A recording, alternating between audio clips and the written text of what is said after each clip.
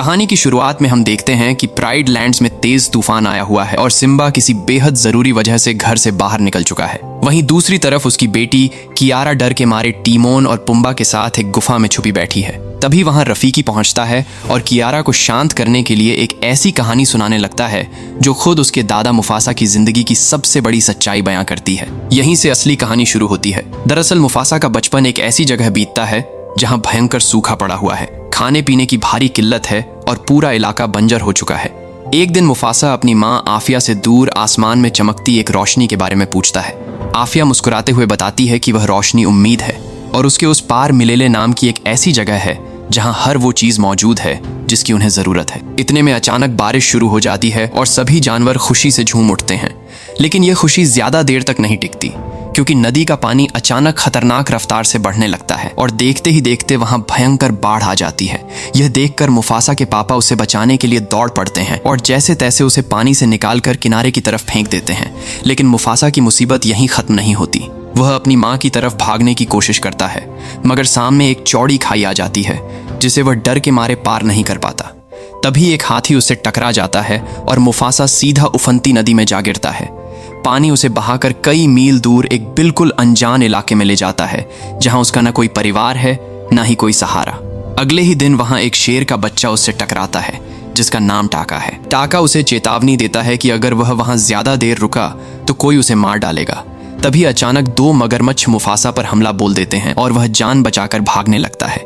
किसी तरह टाका की माँ बीच में आकर दोनों को बचा लेती है। इसके बाद टाका जिद करके मुफासा को अपने घर ले आता है, लेकिन टाका के पिता ओवासी साफ इनकार कर देते हैं। वह कहते हैं कि सच्चा रिश्ता सिर्फ खून का होता है और वह किसी अजनबी को अपने कबीले में जगह नहीं देंगे।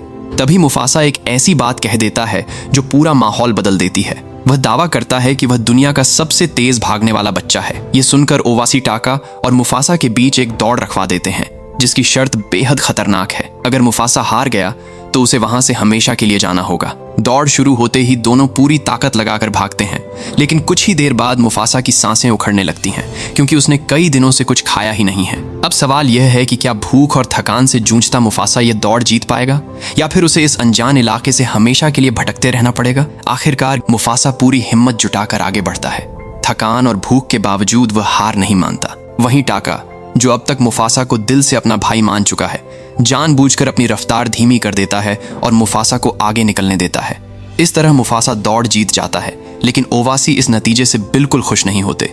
फिर भी अपनी दी हुई शर्त की वजह से वह मुफासा को कबीले में रहने की इजाजत दे देते हैं, बस इतनी शर्त के साथ कि वह शेरों के बीच नहीं बल्कि शेरनियों के साथ रहेगा। देखते देखते कई साल बीत जाते हैं और मुफासा टाका साथ खेलते कूदते बड़े हो जाते हैं। एक दिन दोनों शरारत में सबसे झूठ बोल देते हैं कि हाथियों की भगदड़ मच गई है, जिससे पूरा कबीला घबराकर इधर उधर भागने लगता है। जब सच्चाई सामने आती है तो ओवासी आग बबूला हो जाते हैं। वह मुफासा को साफ शब्दों में सुना देते हैं कि उसकी और टाका की कभी सच्ची भाईचारे वाली जगह नहीं बन सकती और उसकी असली जगह सिर्फ शेरनियों के बीच है, राजगद्दी के पास नहीं। इसी बीच ईशा माँ मुफासा को शिकार करना सिखाना शुरू करती हैं।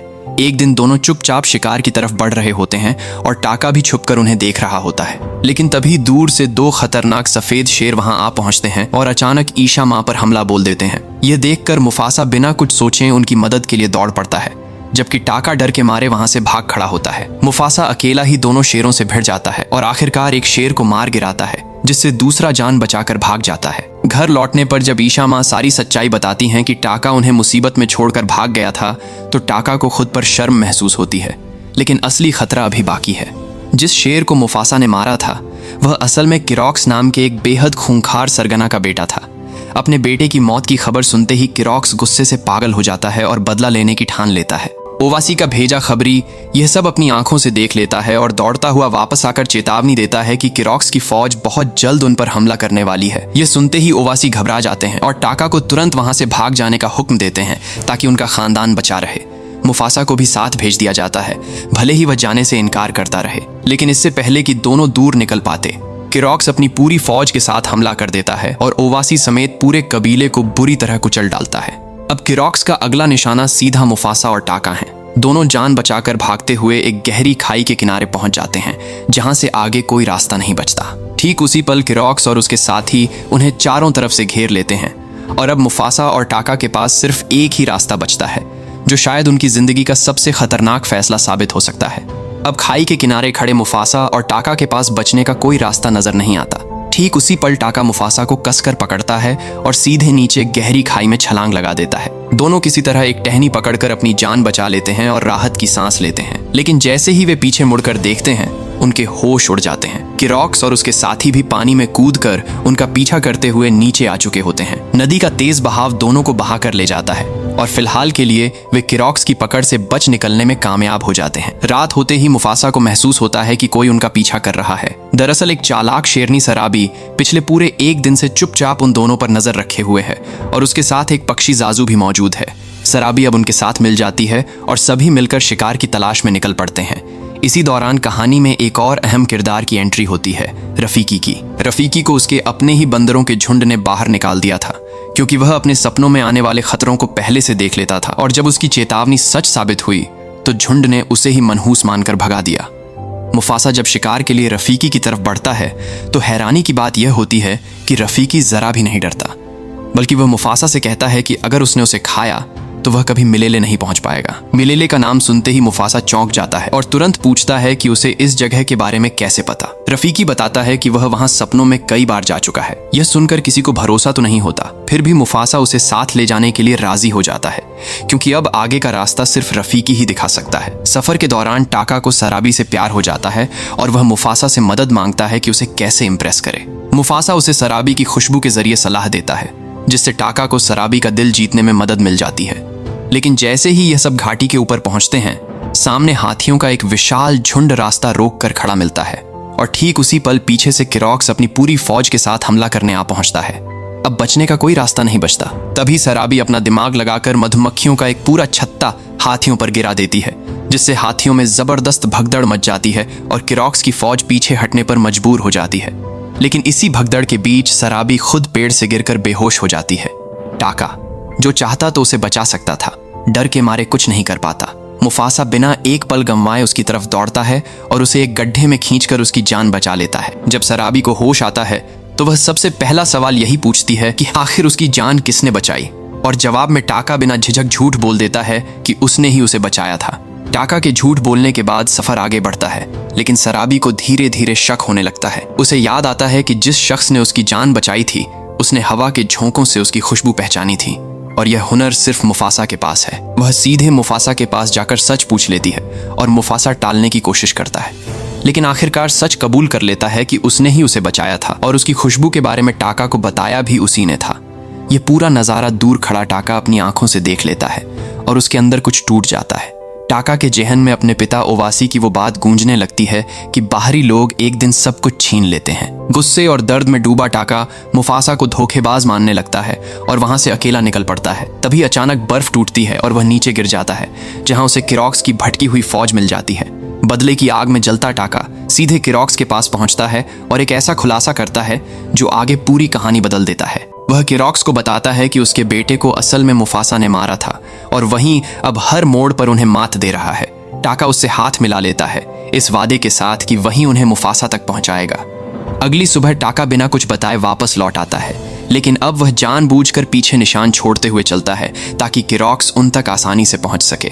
इसी बीच सबका लंबा सफर आखिरकार खत्म होता है, क्योंकि वे मिलेले पहुंच चुके होते हैं। हरी भरी वादियां, खूबसूरत फूल और चारों तरफ फैली शांति देखकर किसी को भी यकीन नहीं होता कि ऐसी जगह सच में मौजूद हो सकती है। रफीकी को वहीं वह पेड़ मिल जाता है जो वह बरसों से अपने सपनों में देखता आया था, और तब उसे एहसास होता है कि जिस भाई की तलाश वह हमेशा से करता आया था, वह असल में मुफासा ही था। जश्न का यह माहौल ज्यादा देर नहीं टिकता। अचानक किरॉक्स अपनी पूरी फौज के साथ वहां आ धमकता है और मुफासा को चारों तरफ से घेर लेता है। हंसते हुए किरॉक्स एक ऐसी बात कहता है जिससे मुफासा के पैरों तले जमीन खिसक जाती है कि उन तक पहुंचने में उसकी मदद खुद उसके अपने भाई टाका ने की है। अब मुफासा को अपने सबसे करीबी दोस्त की असली सच्चाई का पता चलता है, ठीक उसी पल जब उसकी जिंदगी की सबसे बड़ी लड़ाई शुरू होने वाली है। गुस्से में तिलमिलाया टाका किरॉक्स से चिल्लाकर कहता है कि मुफासा ने उससे उसका राजपाट, उसका प्यार और उसके माँ बाप का भरोसा सब कुछ छीन लिया है। इतना कहते ही किरॉक्स मुफासा पर टूट पड़ता है। मुफासा जान बचाकर भागने की कोशिश करता है, लेकिन सामने फिर एक गहरी खाई आ जाती है। पीछे से किरॉक्स हमला करता है, मगर मुफासा चालाकी से पलटवार करते हुए उसी को खाई में धकेल देता है। इस मौके का फायदा उठाकर वह पहाड़ की चोटी पर चढ़ जाता है और वहां से एक ऐसी जोरदार दहाड़ लगाता है जिसे सुनकर आसपास के सारे जानवर उसके इर्द गिर्द इकट्ठा हो जाते हैं। मुफासा सबके सामने खुलकर कहता है कि वह बेघर और आवारा जरूर है, लेकिन आज वह डटकर उनके सामने खड़ा है और अगर आज उन्होंने उसका साथ नहीं दिया तो आने वाले कल में यह हमला सिर्फ उस पर नहीं बल्कि खुद उन सब पर भी होगा। शुरुआत में कुछ जानवर हिचकिचाते हैं और कहते हैं कि यह सिर्फ मुफासा की लड़ाई है, लेकिन मुफासा की बात में इतनी सच्चाई होती है कि आखिरकार सब उसका साथ देने को तैयार हो जाते हैं। अगले ही पल पूरा मिलेले किरोक्स की फौज पर टूट पड़ता है और उन्हें खदेड़ खदेड़ कर मारना शुरू कर देता है। इसी बीच 3 खूंखार शेरनियां ऊपर से मुफासा पर हमला बोल देती हैं। लड़ते लड़ते मुफासा का पैर फिसलता है और वह एक गहरे अंधेरे गड्ढे में जा गिरता है जहां चारों तरफ सिर्फ काला अंधेरा है। मुफासा मदद के लिए टाका को जोर जोर से पुकारता है, लेकिन टाका सुनकर भी चुपचाप वहां से मुंह मोड़कर चला जाता है। अब मुफासा पूरी तरह अकेला उस अंधेरे में रास्ता टटोल रहा होता है। तभी अचानक झरने के पीछे से खुद किरोक्स बाहर निकल आता है, जो पहले ही खाई में गिरने के बावजूद जिंदा बचा हुआ होता है। दोनों के बीच अब आमने सामने की एक भयंकर लड़ाई छिड़ जाती है।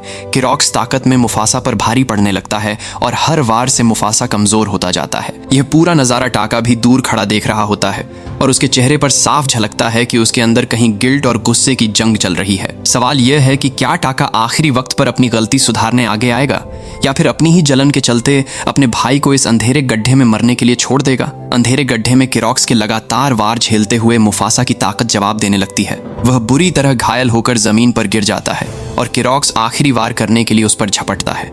ठीक उसी आखिरी पल में जब सबको लगता है कि अब मुफासा को बचाना नामुमकिन है, टाका अपने अंदर के डर और गिल्ट को पीछे छोड़कर वहां कूद पड़ता है। वह पूरी ताकत से किरोक्स पर हमला बोल देता है और आखिरकार उसे मार गिराता है। इसी झड़प के दौरान किरोक्स का पंजा टाका के चेहरे पर गहरा घाव छोड़ जाता है, ठीक उसकी आंख के पास एक ऐसा निशान जो आगे चलकर उसकी पूरी पहचान बदलने वाला है। मुफासा और टाका दोनों बुरी तरह घायल लेकिन जिंदा गड्ढे से बाहर निकलते हैं। बाहर आते ही उन्हें पता चलता है कि किरोक्स की मौत के साथ ही उसकी पूरी फौज हार मान चुकी है और मिलेले अब पूरी तरह सुरक्षित है। तमाम जानवर मुफासा को उसकी बहादुरी और सूझबूझ के लिए अपना नया राजा मान लेते हैं, लेकिन टाका के लिए यह जीत जश्न का पल नहीं होती।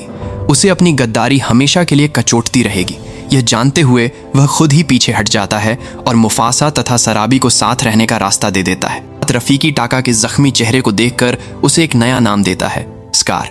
ठीक उस निशान की वजह से जो उसे हमेशा के लिए उसकी सबसे बड़ी गलती की याद दिलाता रहेगा। वक्त बीतने के साथ मुफासा को पूरे मिलेले का राजा मान लिया जाता है और सराबी उसकी रानी बनती है।